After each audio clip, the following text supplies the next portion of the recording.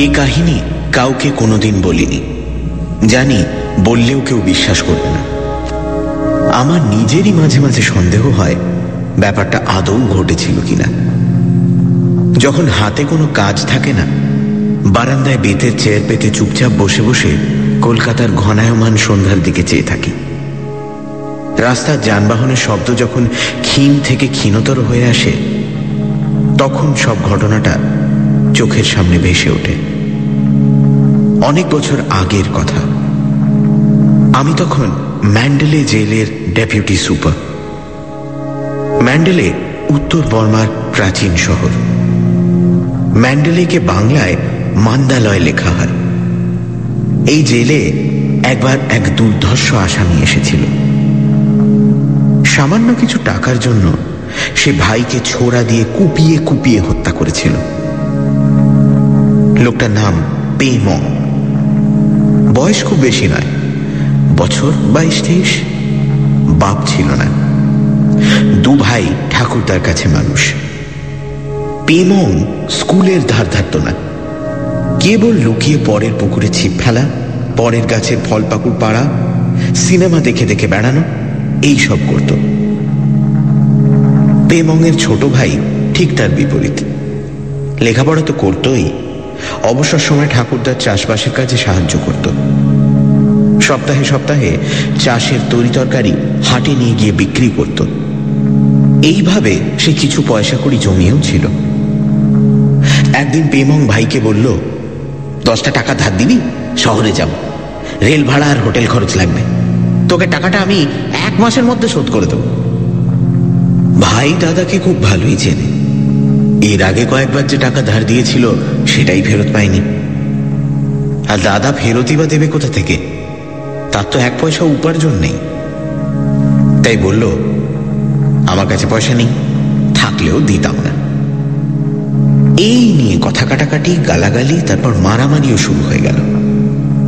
পাড়ার লোক এসে দুজনকে ছাড়িয়ে দিল। দুজনেই দুজনকে শাসালো, দেখে নেব। পেমং এর ভাই সবকিছু ভুলে নিজের কাজে মেতে গেল। পেমং ভুলল না, তককে তককে রইল। একদিন ভোরে পেমং এর ভাই হাটে চলেছে, মাথার ঝুড়িতে শাকসবজি, ফল পাকুড়। পেমং পিছু নিল। নির্জন রাস্তা, অত ভোরে বিশেষ লোক চলাচল নেই। হাটের জিনিস নিয়ে গরুর গাড়ির সার আগের রাতে চলে গেছে। মাঝামাঝি রাস্তায় পেমং পেছন থেকে ভাইয়ের গলা চেপে ধরল। এইবার কে তোকে বাঁচাবে? দে সঙ্গে যে টাকা কড়ি আছে। আচমকা আক্রমণে ভাইয়ের মাথা থেকে ঝুড়িটা ছিটকে রাস্তার উপর পড়ে গিয়েছিল। সে ফিরে দাঁড়িয়ে লড়বার চেষ্টা করেছিল, কিন্তু পারেনি। পেমং কোমর থেকে ছোড়া বের করে ভাইয়ের বুকে 3 বার বসিয়ে দিয়েছিল। রক্তে তার গেঞ্জি আর লুঙ্গি লাল হয়ে গিয়েছিল। ভাইয়ের পকেট থেকে টাকা 7 বার করে নিয়ে পালাতে গিয়েই থামতে হয়েছিল। পুলিশের দারোগা একেবারে সামনে। একটা খুনের তদারক সেরে পাশের গাঁ থেকে দারোগা পুলিশ সঙ্গে নিয়ে সাইকেলে ফিরছিল। পেমংকে একেবারে হাতে নাতে ধরে ফেলল। এই হচ্ছে পুলিশের কাহিনী। তারপর হাজত, হাজত থেকে কোর্ট, কোর্ট থেকে জেল। পেমংকে বাঁচাবার জন্য তার ঠাকুরদা অনেক চেষ্টা করেছিল। একটা নাতি তো গেছেই, আর একজনকে যদি বাঁচাতে পারে। বাঘা বাঘা উকিল দিয়েছিল, কিন্তু কিছু হয়নি। জেলা কোর্ট ফাঁসির হুকুম দিল। হাইকোর্ট সে হুকুম বহাল রাখল।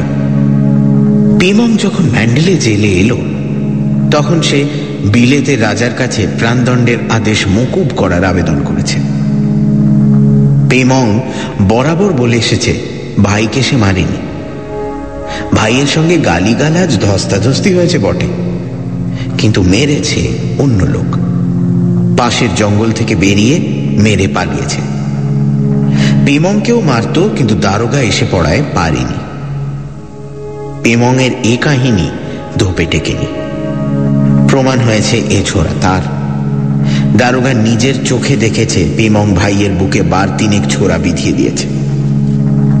দারোগার সঙ্গে পেমংয়ের কোনো শত্রুতা নেই যে তার বিরুদ্ধে মিথ্যে কথা বলবে। আমি যখন পেমংয়ের সেলে যেতাম তখনও তার এক কথা, হুজুর বাঁচান, আমার বিনা দোষে ফাঁসি হবে, মরতে আমার বড় ভয় হুজুর, কি বা আমার বয়স, আমি বাঁচতে চাই। আমি তাকে কোনো আশ্বাস দিতে পারতাম না, কেবল বলতাম, আজ বিকেলে ফুঙ্গি মানে বৌদ্ধ পুরোহিত আসবেন, তার কাছে তোমার যা বলার বলো। ফুঙ্গি এলেই পেমং খেপে উঠত, কোনো ধর্মের কথা সে শুনতে চাইত না। চিৎকার করে করে বলতো, আমাকে বিনা দোষে যারা ফাঁসি দেবে তাদের আমি ছাড়বো না, আমি শয়তানের কাছে রক্ত বিক্রি করে যাব, আমার আত্মা প্রতিশোধ নেবে। পেমং এর কথা শুনে শুনে আমার নিজেরই মাঝে মাঝে কেমন সন্দেহ হতো। সত্যি হয়তো পেমং দোষী নয়, বিচারেও তো কত সময় ভুল হয়, কিন্তু ডেপুটি জেলার হিসেবে আমার কিচ্ছু করার নেই। মিলের থেকে অর্ডার এলো, আবেদন মঞ্জুর হয়নি, তার মানে ফাঁসি ছাড়া পথ নেই। খবরটা পেমংকে জানিয়ে দেওয়া হলো। কিছুক্ষণ গড়াত ধরে আমার দিকে শূন্য দৃষ্টিতে চেয়ে থেকে হঠাৎ একটা অব্যক্ত আর্তনাদ করে সে মেঝের ওপর লুটিয়ে পড়ল।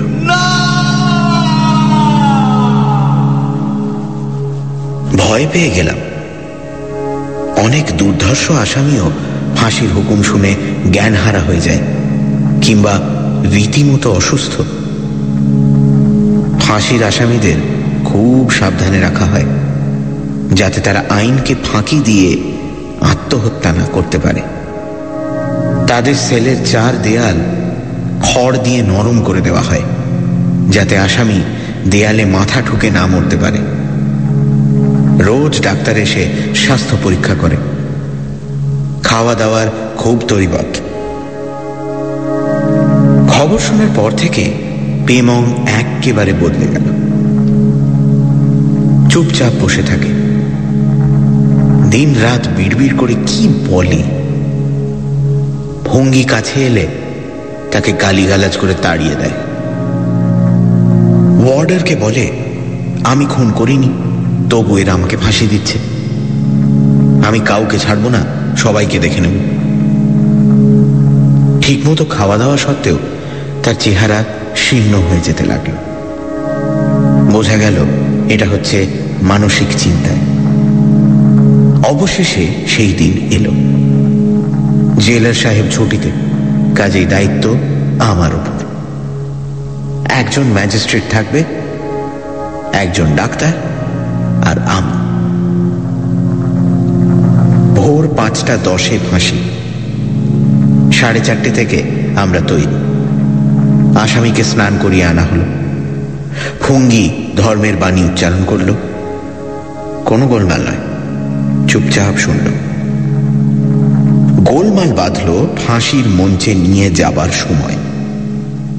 কিছুতেই যাবে না, পাগলের মতো চিৎকার, তোমরা একজন নিরীহ লোককে ফাঁসি দিচ্ছ, ভগবান তোমাদের ক্ষমা করবেন না, নির্বংশ হবে তোমরা, কুষ্ঠ লাগে মারা যাবে। আমি যাব না, আমি কিছুতেই যাব না, আমি নির্দোষ। টেনে হিঁচড়ে তাকে নিয়ে যাওয়া হলো। ঠিক সময় কাজ শেষ।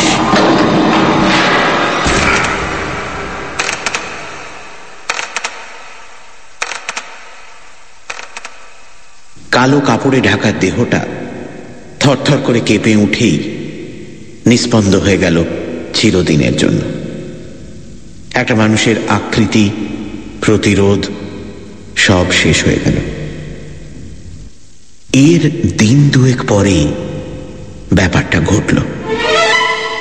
সানডে সাসপেন্স, শুধুমাত্র রেডিও মির্চি 98.3 FM এ। It's hot. গল্পের পরবর্তী অংশ। ব্রেকের পর।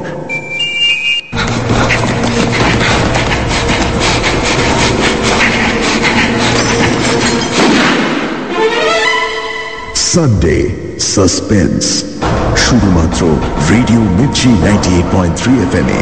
It's hot.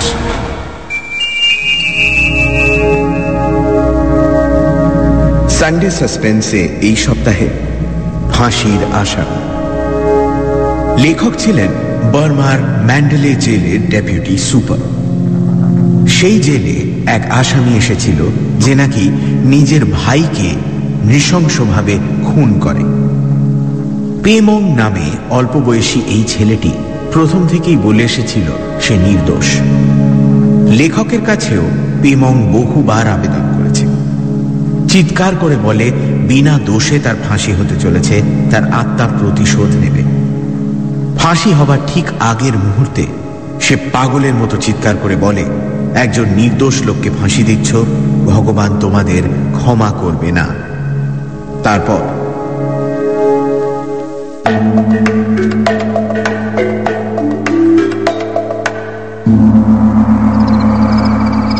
রাত তখন 12টা হবে। একটু আগে পড়া শেষ করে সবে শুয়েছি। দরজায় প্রচন্ড করাঘাত। জেলের মধ্যে আমাদের সব সময় সন্ত্রস্ত হয়ে বাস করতে হয়। অঘটন একটা ঘটলেই হলো। দরজা খুলে দেখি রাতের ওয়ার্ডার।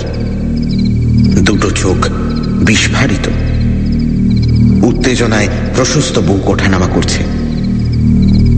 শীতের রাত, কিন্তু সারা মুখ ঘর্মাক্ত। কি হলো? হুজুর, হুজুর পেমং। কি? পেমং হুজুর, যার ফাঁসি হয়ে গেল। ধমক দিয়ে উঠলাম, কি নেশা ভাঙ করেছো নাকি? মাঝরাত তীরে আজে বাজে কথা বলছো, তোমাকে জরিমানা করবো। বিশ্বাস করুন হুজুর, আমি একলা নয়, অন্য কয়েদিরাও দেখেছে। বেরিয়ে পড়লাম, দেখে আসি কি রহস্য। গিয়ে দেখলাম পেমং এর সেলের আশেপাশের কয়েদিরা সব গরাদ ধরে দাঁড়িয়ে আছে। আমি যেতেই চেঁচামেচি শুরু হলো। অনেক কষ্ট করে তাদের থামিয়ে আসল কথাটা শুনলাম। কোনো এক কয়েদির প্রথম চোখে পড়ে। চাঁদের আলোয় চারদিক পরিষ্কার, কোথাও একটু অন্ধকার নেই। একটা চাপা গোঙানি কানে যেতে কয়েদিটা পেমং এর সেলের দিকে দেখেই চমকে উঠেছিল। কালো কাপড়ে ঢাকা একটা মূর্তি শূন্যে ঝুলছে, ঠিক ফাঁসি কাঠ থেকে যেমন ঝোলে। একজনের চিৎকারে অন্য সবাই উঠে পড়ে। সকলেরই চোখের সামনে এক দৃশ্য। তাদের হল্লায় রাতের ওয়ার্ডার এসে হাজির। সেলের সামনে এগিয়ে গিয়েই সে থমকে দাঁড়িয়ে পড়েছিল।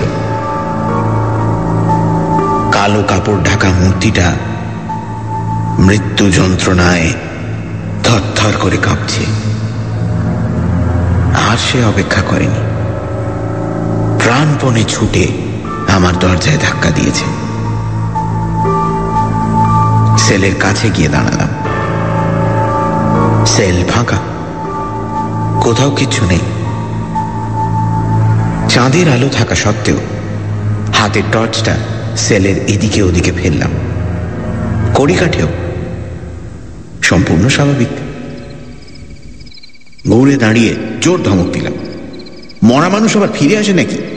যত সব বাজে ঝামেলা, যাও সবাই শুয়ে পড়ো। ওয়ার্ডারকে কড়া করে বকলাম, ফের এরকম ছেলে মানুষই ব্যাপার করলে চাকরি নিয়ে টানাটানি হবে। সবে তন্দ্রা এসেছিল, এমন সময়ই উটকো ঝামেলায় মেজাজ রুক্ষ হয়ে গেল। জানি না আবার কখন ঘুম আসবে। দ্রুত পায়ে নিজের কোয়ার্টারে ফিরে এলাম। একলাই থাকি, তখনও বিয়ে করিনি।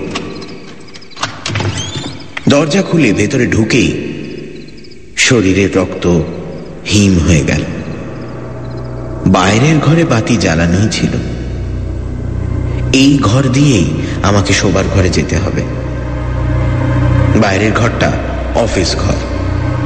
কোণের দিকে একটা টুলের ওপর পেমং বসে, বিস্ফারিত দুটি চোখ। মনে হলো চোখের মণি দুটো বুঝি বের হয়ে আসবে। জিভটা ঝুলছে, গলায় লাল দাগ, হাসির দড়ির। আমি ভীতু, এমন অপবাদ শত্রুও দিতে পারে না। কিন্তু মুহূর্তের জন্য আমার মনে হলো বুকের হৃদস্পন্দন আশঙ্কাজনকভাবে বেড়ে উঠেছে। সমস্ত শরীর কাঁপছে ঠকঠক করে, তালু শুকিয়ে কাঠ। একটু জল পেলে হতো, ঠান্ডা এক গ্লাস জল। কে? ভয়ার্ত গলায় প্রশ্ন করলাম। আমি পেমং হুজুর, বড় কষ্ট পাচ্ছি, বড় যন্ত্রণা, তাই আপনার কাছে এসেছি।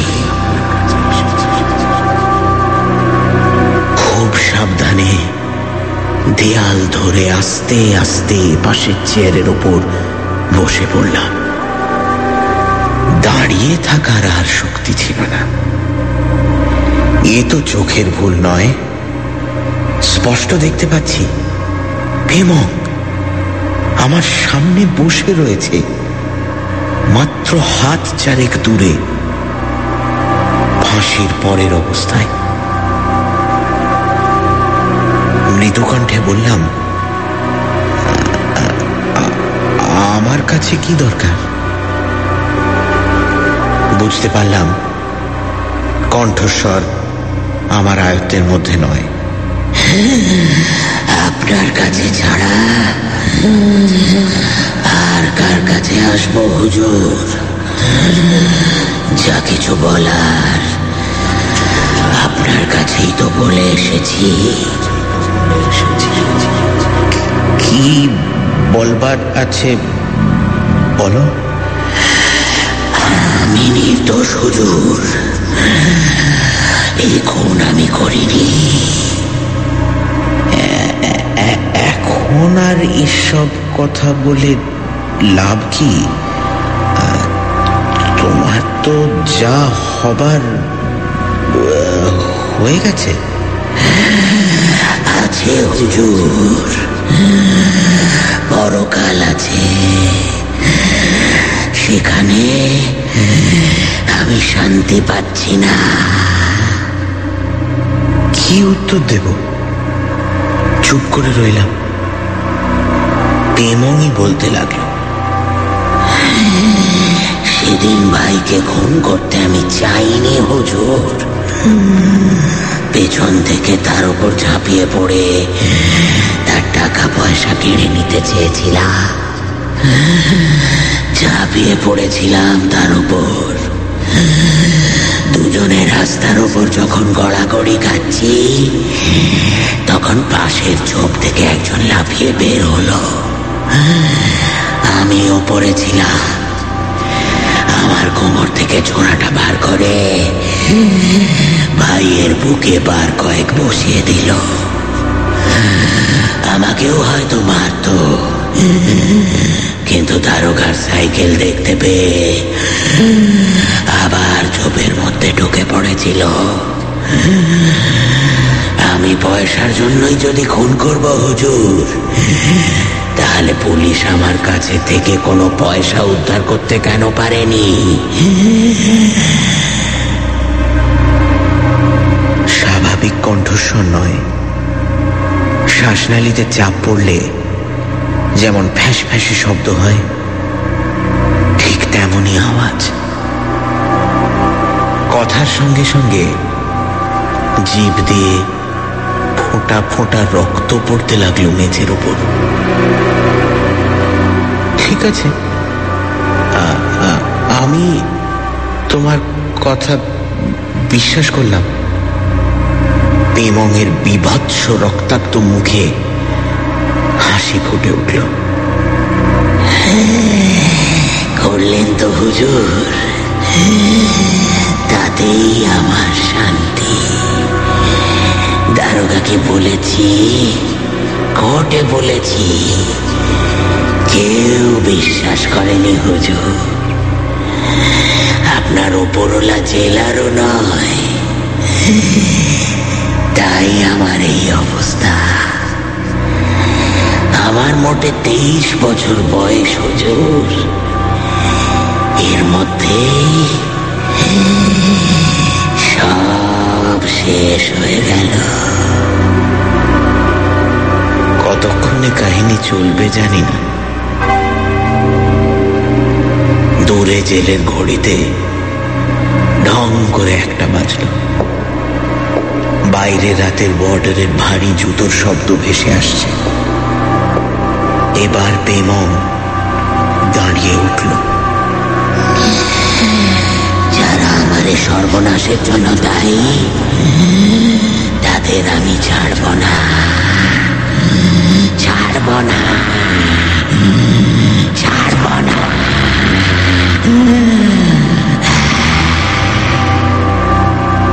বুকটা দুপ দুপ করে উঠল। তার চরম অবস্থার জন্য পেমং কি আমাকেও দায়ী করছে? আমার ওপরও প্রতিশোধ নেবে? বেশ বুঝতে পারলাম, ঘাড় পিঠ ঘামে একেবারে ভিজে গেছে। রুমাল বার করে ঘাম মুছবো, সে শক্তিও যেন হারিয়ে ফেলেছি। হঠাৎ ঘরের মধ্যে কনকনে ঠান্ডা হাওয়া। বাইরে বরফ পড়লে যেমন হয়, সমস্ত শরীর কেঁপে উঠল। কুণ্ডলি পাকানো ধোঁয়া। ধোঁয়াটা সরে যেতেই দেখলাম পেমং নেই, চেয়ার খালি।